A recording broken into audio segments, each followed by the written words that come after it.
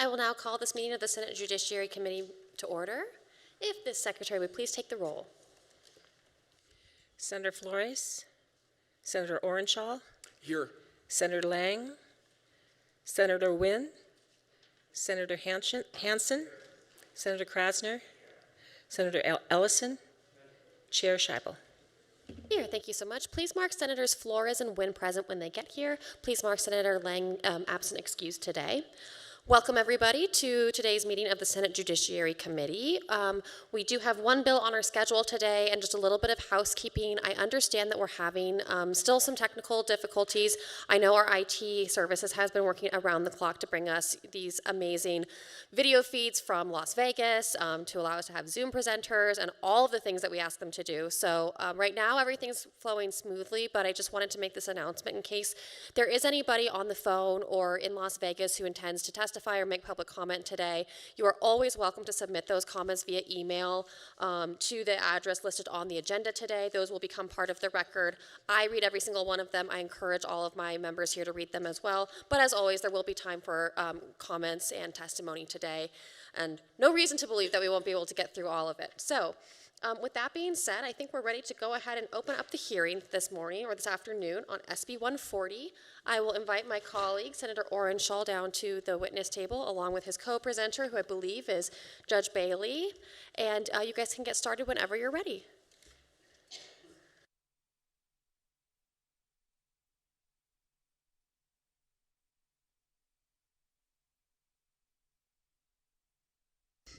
Good afternoon, Chair Scheibel, members of the Senate Judiciary Committee. For the record, James Orenshaw. I represent State Senate District 21 down in southern Nevada. And I want to thank you and the committee for hearing Senate Bill 140. In my day-to-day life, I practice law at the Clark County Public Defender's Office in the Juvenile Division down in Las Vegas. And I have had the honor to observe Judge Bailey with a specialty court, a therapeutic court for children, down there called Detention Alternatives for Autistic Youth. And this is a court that tries to connect children with therapy, with treatment, sometimes children who've never been diagnosed as being on the autism spectrum, and tries to connect them with providers, and has had very fantastic outcomes in terms of success for the kids. And many of these kids end up never having to be on juvenile probation or to spend time in detention, and very, very low recidivism rate. And it's really wonderful seeing her court and how she has the providers there that so many of these kids need to connect with, that very often parents have been struggling, if they know about these resources, to even get their children connected with. This bill, Senate Bill 140, seeks to expand the jurisdiction of this therapeutic court for juveniles beyond children on the autism spectrum to other neurobehavioral disorders. And it really relates to a lot of science that has proven that applied behavior analysis therapy can help children who are FAS, FASD, fetal alcohol syndrome, and be very helpful for those children to be successful. So with your permission, Your Honor, Chair, if I could turn it over to Her Honor, Judge Bailey, to talk a little bit about the Autism Court, and then I'm happy to stand for any questions. Thank you. Good afternoon. My name is Judge Sunny Bailey. That's S-O-O-N-H-E-E. Last name Bailey, B-A-I-L-E-Y. And thank you so much for having me here today. 2 years ago, I was before you again, and during that time, we asked you to pass SB 411. And with its passage, Nevada became the first and only state in the nation to create a diversionary court for youth suspected of having autism or with autism. And with that passage, I'll let you know that the rest of the country took notice of Nevada. With that time, and since its passage, I'll let you know that our court was inundated with inquiries from all over the country wanting to know how they can replicate what Nevada has. And I can let you know that we were so proud to share what we had and what Nevada has, and the program that we had in our model. A little bit about day court and the history. Well, it started back in 2018 with one child, that someone in detention believed had autism. They came to us because they didn't know what to do. This child was overstimulated and couldn't attend court in the regular session. So we set aside a little court session so that we could hear that case, and we heard it. And with that simple act, day court was born, because another child showed up and another child showed up. And we were able to accommodate that with the neuropsychological testing. We managed to get them diagnosed. We managed to speed the process up. And we were able to get neurological testing and be able to actually diagnose those youth with autism and get them the appropriate ABA services, all within a time frame. We cut down from a year-long wait list to about 3 to 4 months. And with that, we were able to get them the services that they needed to defer them and divert them out of the criminal justice system. And we're happy to say that since that time period, and just earlier this month, we graduated our 100th youth from that program. And we've been able to maintain a 90% success rate with that program. But something else happened the last session that a lot of people didn't recognize. And that was a passage of NRS 435-007 subsection 5. And that expanded the definition of developmental disabilities to include fetal alcohol syndrome disorder, FASD. FASD and neonatal abstinence syndrome, they're neurodevelopmental disabilities that arise from prenatal exposure to alcohol, opioids, and other addictive substances. And as many of you know, FASD is diagnosed approximately 1 in every 1,000 infants, and NAS is now diagnosed every 24 minutes in the United States. The CDC estimates that as many as 1 in 20 school-aged children may have FASD. This means thousands of children in our state are impacted by conditions that hinder their cognitive, emotional, social, and behavioral development. Without the proper supports, children with FAS and NAS face significant challenges. These children often struggle with issues like impulsivity, poor social skills, inability to solve problems, and difficulty learning from past experiences. Sadly, the impacts can be far-reaching, and many of these children end up in the juvenile justice system, struggling with disruptive school experiences, involvement with the law, and challenges in adapting to adulthood. In fact, studies show that children with FASD experience disrupted school experiences such as suspensions, expulsion, or dropping out at a rate of 43%, with this rate increasing to 70% by the time they reach adulthood. This is compounded by the fact that 60% of individuals aged 12 and over with FASD experience trouble with the law. The most common crimes committed were crimes against persons and property damage. This puts family members, teachers, students, first responders, and the community in general at risk. A 2024 study revealed that youth in the juvenile justice system are 40 times more likely to have FASD than the general population. And tragically, 95% of those individuals are undiagnosed. A similar study conducted of adults in the Canadian prison system found that FASD is disproportionately represented in prison populations, with up to 31% of prisoners affected, far higher than the general population rates. The recommended treatment for FASD includes applied behavioral analysis, ABA, the same treatment used for autism spectrum disorder. And since 2021, with a bill that was introduced by Senator Orenshaw, NRS 422-2719 has required Medicaid to cover the costs of ABA for individuals with FASD. However, the main issue we have is getting that diagnosis, which partly explains why 95% of youth go undiagnosed. The current wait list in order to have a youth diagnosed with FAS is over 18 months long right now. During this time, many of the youth in the juvenile justice system acquire new charges, or often because of the comorbidity with psychiatric issues, they end up escalating with new charges, or they could end up in a residential treatment center, or they end up committed and we're unable to get them that necessary diagnosis. Some of them may never be diagnosed in time. Additionally, there's a difficulty in getting the birth records in time or obtaining any of these records in time to ever obtain that necessary diagnosis. This is why SB 140, the bill that you're considering today, is so critical. By adding FAS and NAS to the current NRS 62B 700, we're taking the logical next natural step forward, and our community partners and providers have long been requesting this necessary step forward and expansion. This expansion will allow for the same intervention that we're already utilizing in day court. The current model will reduce the wait time, hopefully by over a year or more, and will ensure that our children born with these conditions receive the support that they need to thrive. So just as we set the precedent with the passage of SB 411 2 years ago, last session, Nevada has the opportunity to lead again and show the rest of the nation exactly what we can do with neurodiversity. So we're, again, asking for your support with the passage and expansion of 411 with the passage of SB 140 today. Thank you.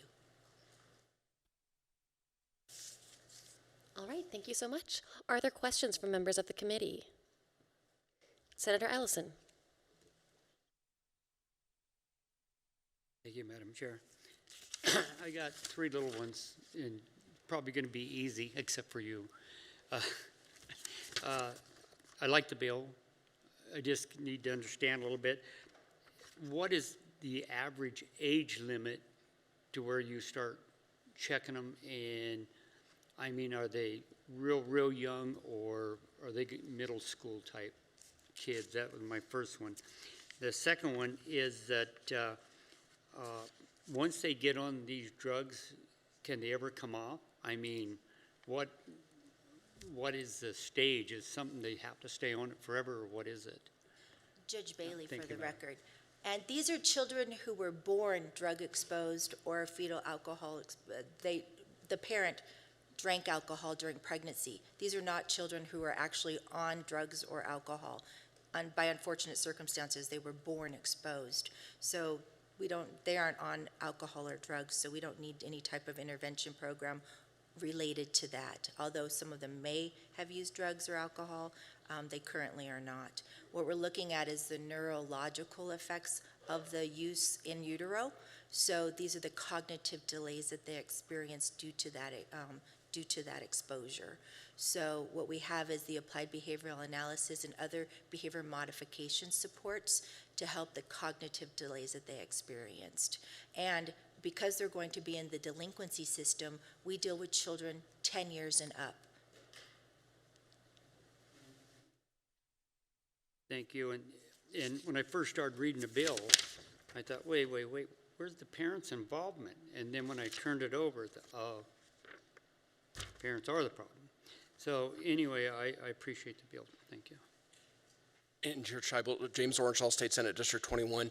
One thing I've observed watching the day court and watching children that we suspect have FASD is a lot of times this is the first time that anyone's asked, and that there's a possibility of connecting them with an evaluation and with getting treatment.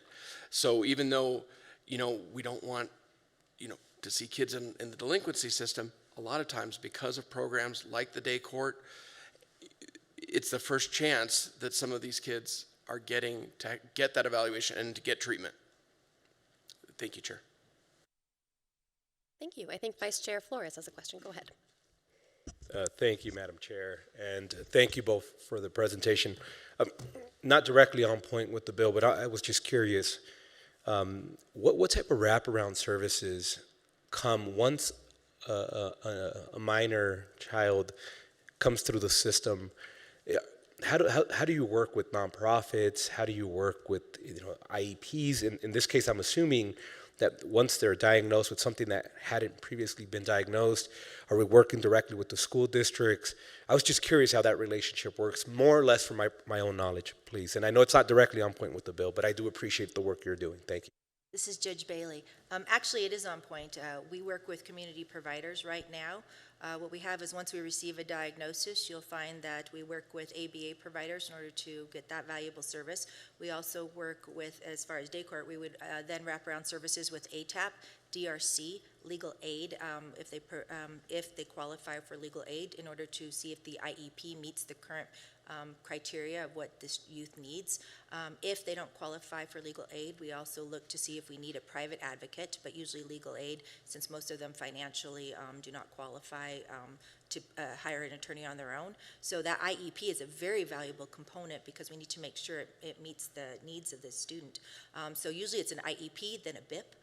And then we go from there. We also have mentorship programs through PSRBST. So we have 2 mentorship programs that we look at. We also have 2 social programs because we do need to meet the social needs of the child as well. So we either have inclusion, fusion, sports, social.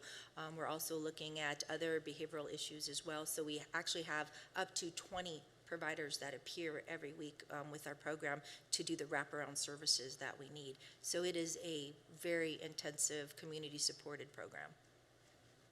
And I appreciate that, man. Madam Chair, I just wanted to get to that point that any dollar we invest here will multiply 100 times. And so I appreciate the work you're doing. Thank you. Thank you. To Senator Wynn. Thank you, and thank you for this presentation. For those of you that don't know, I spent a good 5 or almost 6 years working in the specialty courts, so they have a special place in my heart. So I'm always happy to see a lot of these evidence-based programs that, as Senator Flores aptly mentioned, ultimately save lives and also save us a ton of money. You had talked about how incorporating these changes that are incorporated in this bill would allow for diagnosis for these kids that are unable or suspected or haven't been able to get diagnosis. And then they would later ultimately qualify for Medicaid programming. How much of the court program, once people have that diagnosis, is covered? How much of their services is covered through Medicaid?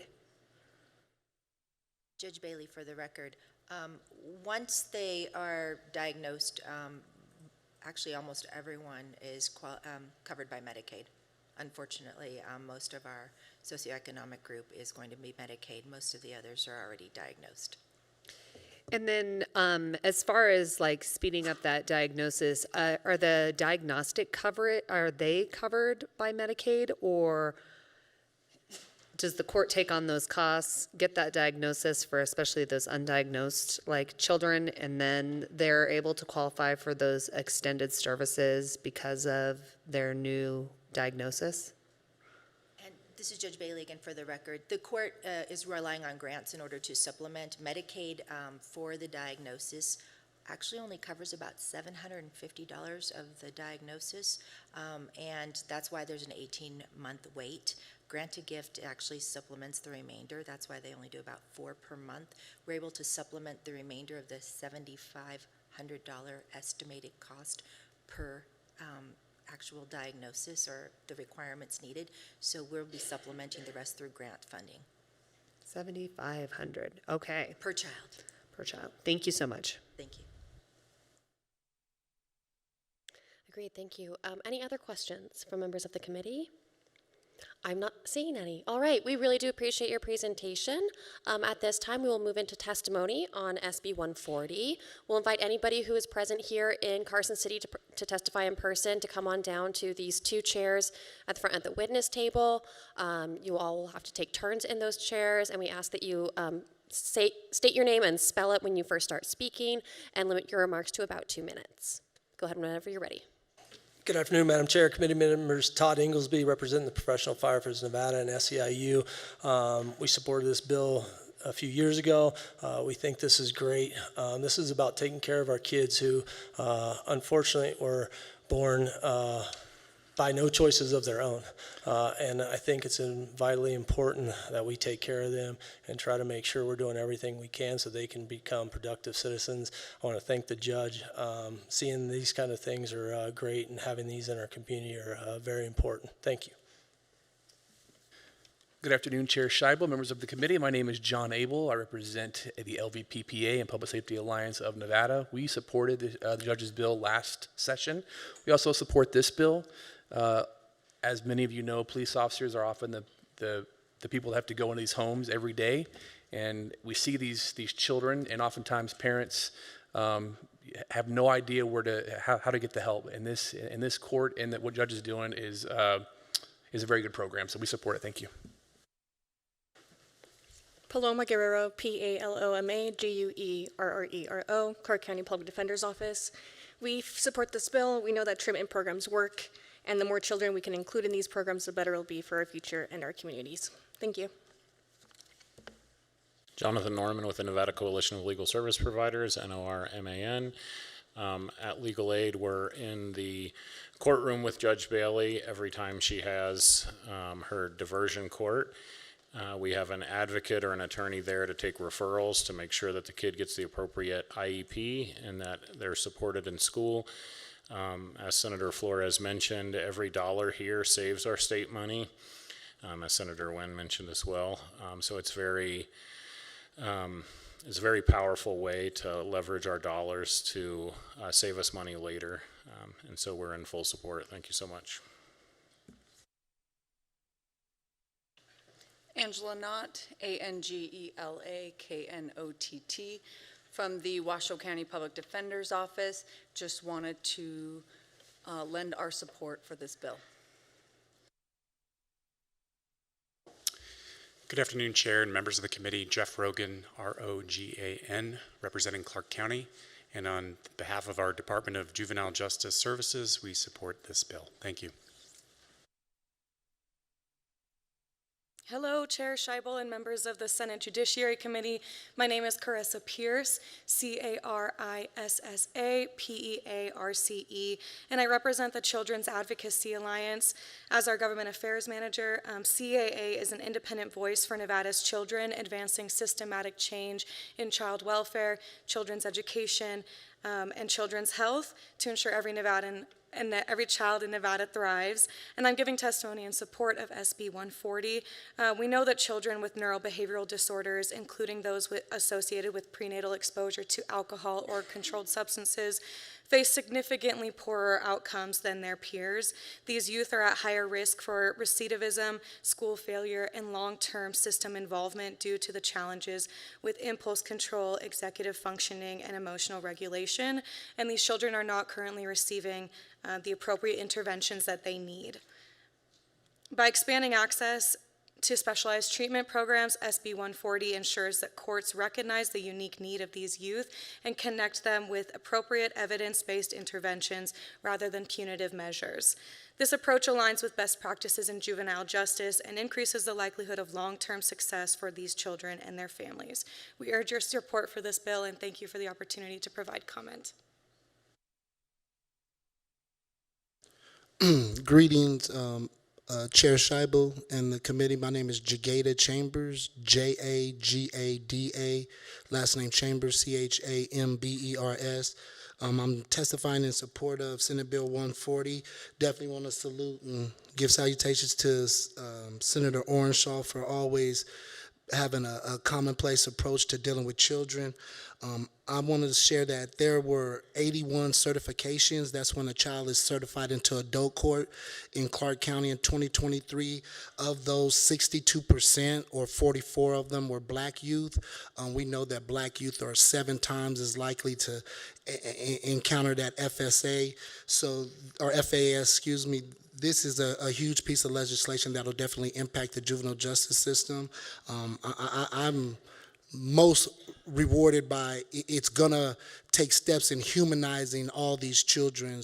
They're not just their worst 5 moments, and then with this reality, a lot of it is when it goes undiagnosed, it's not even their fault. We know, they've been born into these situations. So again, salute to the senator for bringing the legislation, and I hope this committee is able to support it. Thank you.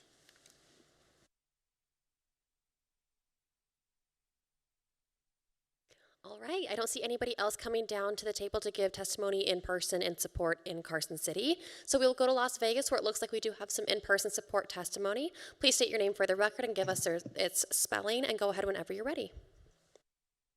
Good afternoon, Madam Chair. Stephen Collin for the record, the legislative liaison for the Developmental Disabilities Council, appearing today as an individual, Steven Cohen as in the now former Assemblywoman.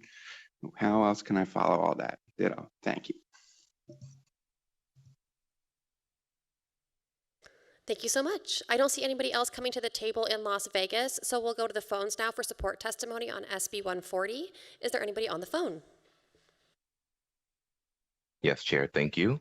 If you would like to provide support testimony for SB 140, please press *9 now to take your place in the queue.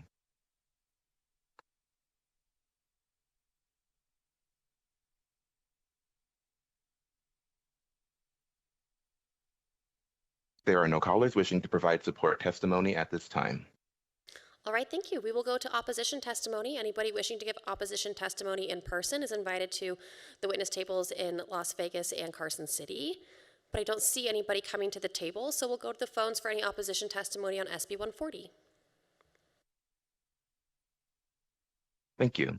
If you would like to provide testimony in opposition to SB 140, please press *9 now to take your place in the queue.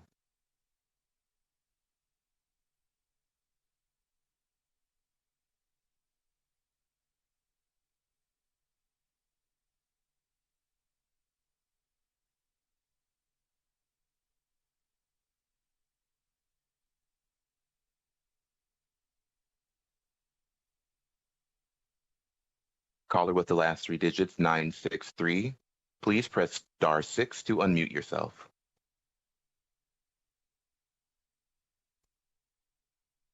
My apologies. I had actually raised my hand during support.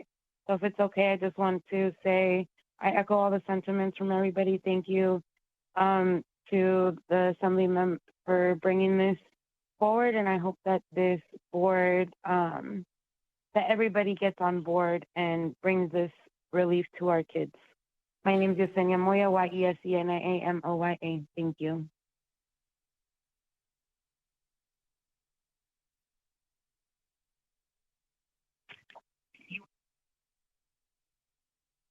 Good afternoon, Senator Scheibel and members of the committee. I was trying to actually do it in support, but I couldn't find the star button 9.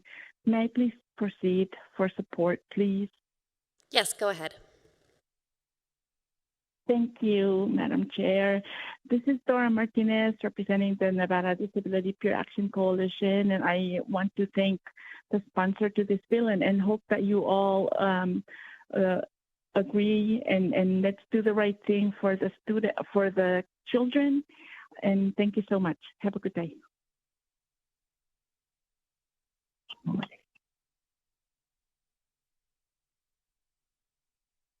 There are no further callers to provide testimony at this time. All right, then we will go to neutral testimony. Anybody wishing to give testimony in the neutral position here in Carson City or down in Las Vegas is welcomed to the witness table now, but I don't see anybody making moves in that direction. So we'll go back to the phones one more time to see if there's anybody who would still like to give testimony on SB 140. We are in the neutral position at this time. I understand there were some difficulties getting into the queue at the proper time, so I will open it up for any testimony on the phone on SB 140 right now. Thank you, Chair. If you would like to provide testimony on SB 140, please press *9 now to take your place in the queue.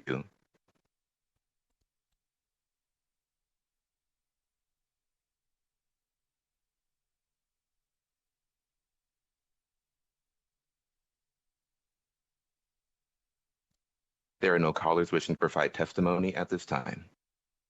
All right, then we will close the hearing on SB 140 unless the speakers have any final remarks. It looks like you do, so come on down and make those final remarks.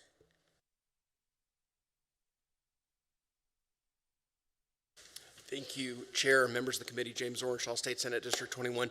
Thank you for hearing Senate Bill 140. I think most of us, when we think about courts and jury duty, we think, oh gosh, what this. But if you get a chance to see day court and see what Judge Bailey does and how she connects children with services and cuts through red tape that attorneys and social workers, could fight months, years to try to get these children connected with, I think you'd all be very impressed. And with your permission, Chair, if I could allow Judge Bailey just to make the final closing. Thank you. And this is Judge Bailey again. Thank you again for hearing Senate Bill 140. Thank you again for the passage of SB 411 at the last session. You're more than welcome to sit in to watch day court, and hopefully we'll be able to expand out to help those with FAS and NAS. The process does look a lot like sausage, but you're more than welcome to come watch. And on behalf of all the children, we do thank you very much. We do hope that you will pass this on behalf of all the children, and we do hope that the rest of the country will continue to look at us as leaders on neurodiversity. And we do thank you again for your time. Thank you so much. Thank you both very much. That will close our hearing on SB 140 today.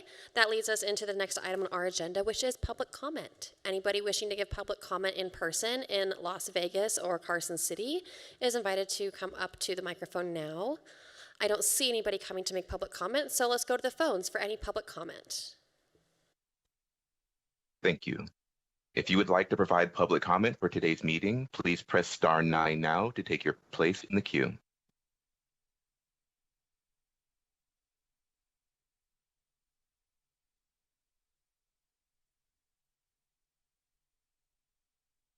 There are no callers wishing to provide public comment at this time.